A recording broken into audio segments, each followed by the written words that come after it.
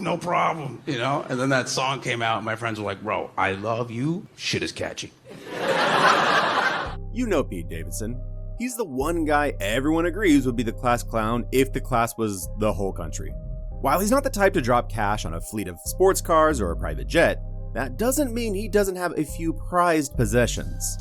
Take his Rolex Day-Date Ref 228-238-0042, for example.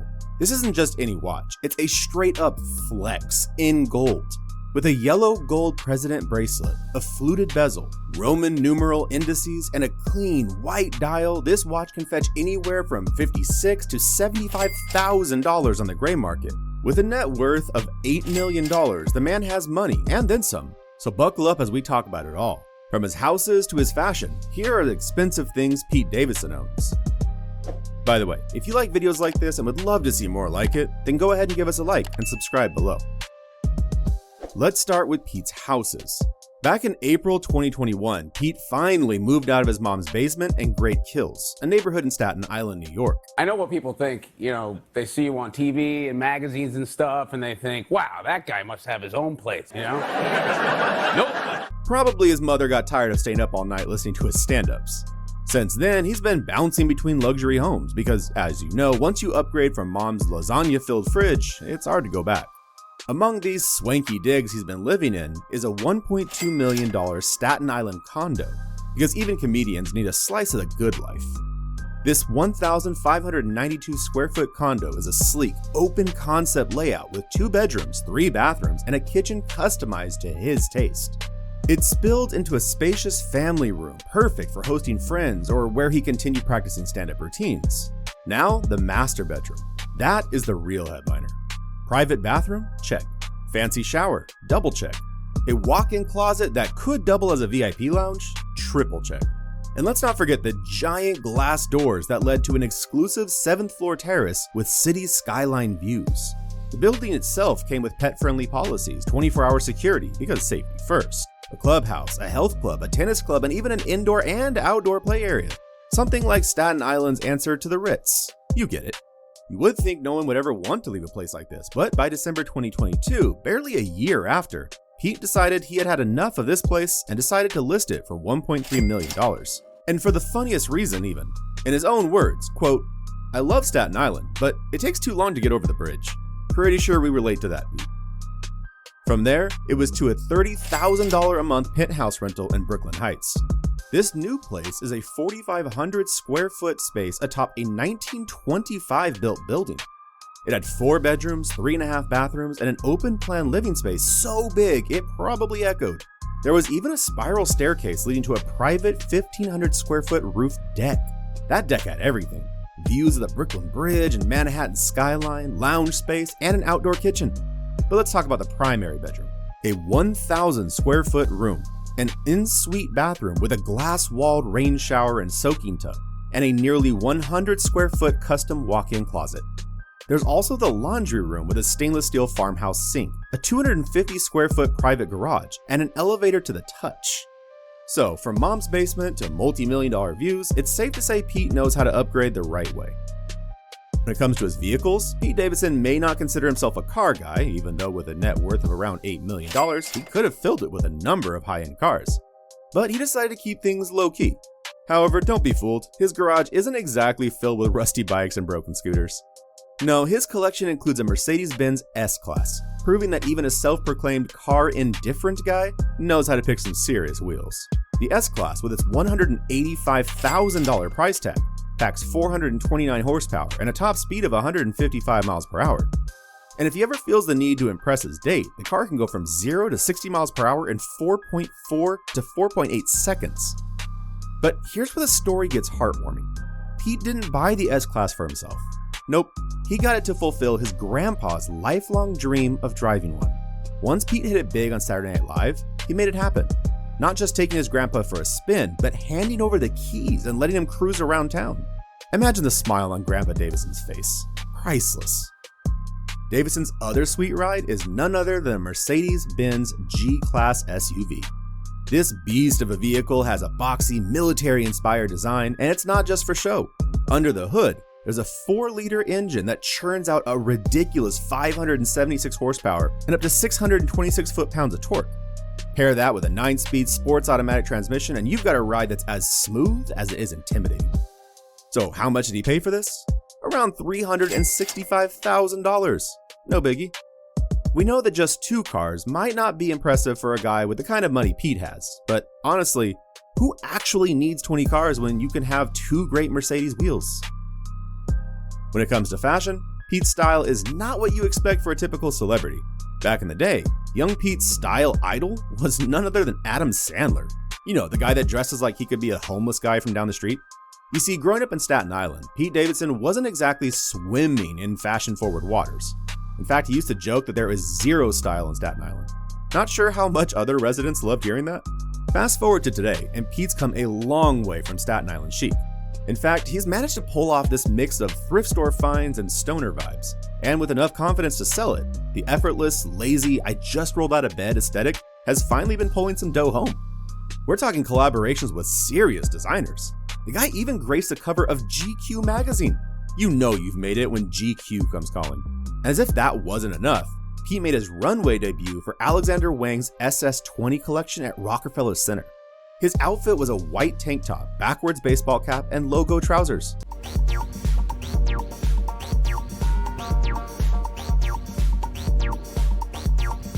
Nothing special, but he brought his signature nonchalance to the runway. And somehow that's exactly what made it work. But Pete didn't stop at Wang. He teamed up with Machine Gun Kelly to take over Calvin Klein's Instagram account. The two shredded their stuff in CK threads during a live stream that was equal parts awkward and hilarious. MGK wore briefs, while Pete wore jeans so low they'd make the early 2000s proud. And then there was the Met Gala moment. In 2021, Pete made his debut wearing a Tom Brown dress, which some critics, more like the internet, likened to a 3 Blind Mice cosplay. But Pete wasn't just making a fashion statement. He was paying tribute to his late father, a firefighter who passed away on 9/11. He accessorized with custom garnet lapel pins and an antique necklace in his father's honor. If that doesn't make you love the guy, what will? Oh, and let's not forget his turn as an ice-cool model for Moose Knuckles' Fall 2021 campaign. But while Pete Davidson might show up to a movie premiere in a cozy sweatshirt or rock some outrageously baggy floral jeans on late-night TV, there's one place he doesn't skimp: his watch collection. It's almost like the guy is telling us, yeah, I might look like I just rolled out of bed, but check out the wrist. Pete's watch collection is almost exclusively Rolex because apparently when it comes to timepieces, the guy knows what's up. And his collection isn't filled with over-the-top, super complicated models. Nope. Pete's sticking to the basics. Mostly 3-hand watches with a simple date function. Classic, reliable, and probably easier to set than your microwave clock. Take his Rolex Submariner Date Ref 126610LN for example. Pete's been spotted with this beauty on The Tonight Show in 2018 and during his iconic SNL monologues. This watch, which retails at $10,250, has since skyrocketed on the secondary market, selling anywhere from a cool $12,000 to $30,000. That's the kind of markup that might make an average wallet cry, but hey, it's Rolex. Then there's his Date Just collection, which he clearly loves to flex. At Miley Cyrus's New Year's Bash in 2022, Pete was rocking a steel Date Just with a gray dial, fluted bezel, and diamond indices. Retail price, $10,350. Gray market price, $18,000 plus. The real question though is if anyone was looking at Pete's watch, or were they distracted by his party antics? But wait, because there's more Date Just action. Pete's also been seen with an older 2-tone Date Just with a champagne dial, likely a 36mm Ref 16233 from the 90s. If you're itching to snag one of these, it'll set you back around $7,500 on the secondary market. Despite his love for Rolex, Pete also rocks Casio G-Shocks. Yes, the same G-Shocks we all wore in middle school to impress our classmates. Turns out, Pete's been a G-Shock fan since his younger days, and he still wears them today. One of his faves is the Super Illuminator Ref W735H 1AVCF, which is sold for a solid $30 on Amazon. For the price of a fancy ice cream, you too could match with Pete Davidson. Now, Pete Davidson might not be the guy that splurges on the typical celebrity luxuries, but he definitely picked up the taste for investing. Like when he and Colin Jost dropped $280,100 on a ferry. This isn't just any old ferry though. This one is a Staten Island landmark. So not only is Pete now the proud owner of a giant boat that doesn't go anywhere, he also gets to claim one of the most famous pieces of local infrastructure in the region. But Pete and Colin weren't buying the ferry for keepsakes. Along with a third investor, comedy club owner Paul Italia, they're going to turn this massive boat into a floating nightclub and entertainment center. And this whole arrangement will cost a whopping $34 million. After buying the ferry, Pete Davidson decided to dive into another major investment, this time on dry land. He threw his money into a 19th century townhouse turned bar near Rockefeller Center because, apparently, Staten Island ferries and luxury condos weren't quirky enough. The result? The swanky, freshly opened Pebble Bar. This isn't just any bar though. It's a kind of place where celebrities and high-profile personalities casually stop by for drinks and probably make deals we'll never hear about. Pete didn't do it alone either. His co-investors include big names like Nicholas Braun, aka Cousin Greg from Succession, Jason Sudeikis, Justin Theroux, and Mark Ronson. Because why open a bar alone when you can turn it into an all-star project? The entire design is masterminded by John and Christine Gasho of Gasho Studios, who've worked on projects like the Pendry Hotel and Marc Jacobs' West Village Townhouse. If there's another thing Pete Davidson throws his money at, it is his love life. And his dating history is the stuff of Hollywood legend. Seriously, if there's a gorgeous, talented woman in Tinseltown, odds are she already was or she will be Pete's next girlfriend. And let's be real, some of these pairings leave us doing double takes. We're not saying Pete isn't charming. He's funny, self-deprecating, and probably the guy who'd split his fries with you. But sometimes, when he's linked with another A-list beauty, we all collectively go, wait, how? And you need to see the ladies on this list. Ariana Grande, Kim Kardashian, Margaret Qualley, Phoebe Dynevor, yes, the Bridgerton actress herself, and even his Bodies co-star, Chase Sui Wonders. It's like the guy's got this secret VIP pass to Hollywood's dating scene, and honestly, we'd really love to know where he got it. Of course, dating high-profile women doesn't come cheap, so Pete has rolled out a lot of dough from time to time to impress his ladies. There was, for instance, his whirlwind engagement to Ariana Grande, where he shelled out a cool $93,000 on her engagement ring. The ring design, a custom piece by Greg Una, a top-tier New York jeweler, took 2 weeks to complete. When he was dating Kim Kardashian, Pete upped the romance game even further. He treated her to a romantic rooftop dinner at his luxury Staten Island condo. Because nothing says true love like sweeping views of Staten Island, right? The two also went jewelry shopping in London at Dover Street Market, casually browsing Comme des Garçons pieces. And if you know anything about a Kardashian shopping, you know that didn't come cheap. Well, the 31-year-old comedian, actor, and writer is basically America's class clown, if the class were the whole country. So how did Pete become that guy? You know, the guy who makes fun of himself before anyone else gets the chance and gets paid for it, as much as having an $8 million net worth. Well, it began as far back as the early 2010s, and the guy was already doing stand-ups. Yeah, I am 17, so unfortunately for you ladies, keep it down, because you'll go to jail. And popping up on shows like Brooklyn Nine-Nine, Friends of the People, Guy Code, and Wildin' Out. But the big break came in 2014 when he joined Saturday Night Live. For 8 glorious seasons, Pete had the American audience laughing, crying, from laughing too hard obviously, and sometimes nervously chuckling while thinking, wow, he really went there. He wrapped up his SNL run in 2022, leaving behind some pretty iconic moments. But comedy isn't the only thing Pete has dipped his toes in. The guy is featured in some movies, so you can go ahead and add Hollywood movie star to his portfolio. It all started with appearances in films like Trainwreck 2015, where he held his own alongside comedy powerhouses like Amy Schumer and Bill Hader. Then came Set It Up 2018, the Netflix rom-com where Pete played the quirky best friend with perfectly timed one-liners. And there's a minor role he played in What Men Want. But then, The King of Staten Island 2020 happened, and Pete leveled up. Directed by Judd Apatow, the semi-autobiographical dramedy gave Pete the spotlight, blending his raw vulnerability with sharp humor. Playing a fictionalized version of himself, he delivered a performance that critics and audiences loved. And suddenly, Pete wasn't just the funny guy, he was the funny guy with range. He then went on to feature in other films like The Suicide Squad, Bodies, and in Transformers Rise of the Beasts, where he voiced Mirage, a wisecracking Autobot with, you guessed it, Pete Davidson energy. Here's the thing though, we can't talk about the things Pete spins on without mentioning his tattoos. The guy's like a human sketchbook where a tattoo artist might have gotten too excited and forgot they were using permanent ink.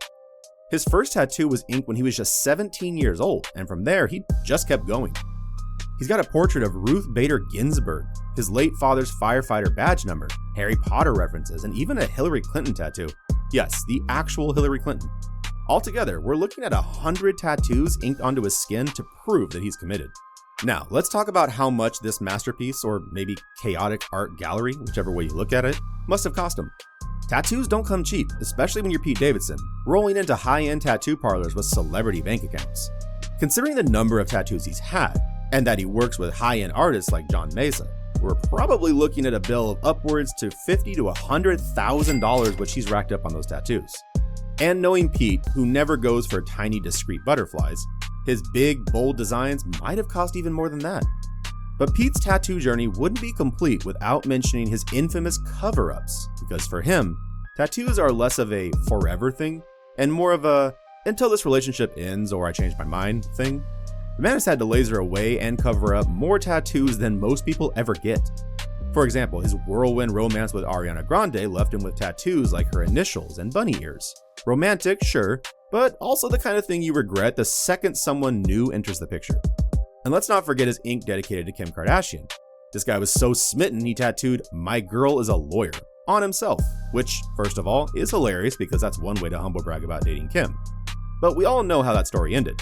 And those tattoos are either gone or strategically morphed into something less specific. Also, now that his acting career is heating up, he's made the decision to say goodbye to most of his tattoos. Turns out, showing up to set with your skin looking like a Comic-Con flyer isn't ideal when you're trying to play, say, a regular dude who works at a coffee shop. Covering up all that ink with makeup reportedly takes hours, and Pete is over it. As he put it in an interview, he's doing it because he doesn't want to spend, quote, 3 hours in the makeup chair every time he works. Translation? The tattoos were fun, but now they're cutting into nap time. Laser removal is no joke though. It's expensive, painful, slow, and costly. The bill can come up to $200 to $500 per session, with full removal sometimes requiring 10 or more painful visits to the laser clinic. If Pete's removed or reworked even a fraction of his tattoos, that's another tens of thousands of dollars down the drain. So, between getting tattoos, covering them up, and laser removal, Pete Davidson has probably spent more on his body art than most people spend on a car. But hey, at least he's keeping the tattoo industry thriving, one regrettable decision at a time. And that's a wrap on Pete Davidson. From the teen with a mic to where he is now, it's safe to say Pete has come a very long way.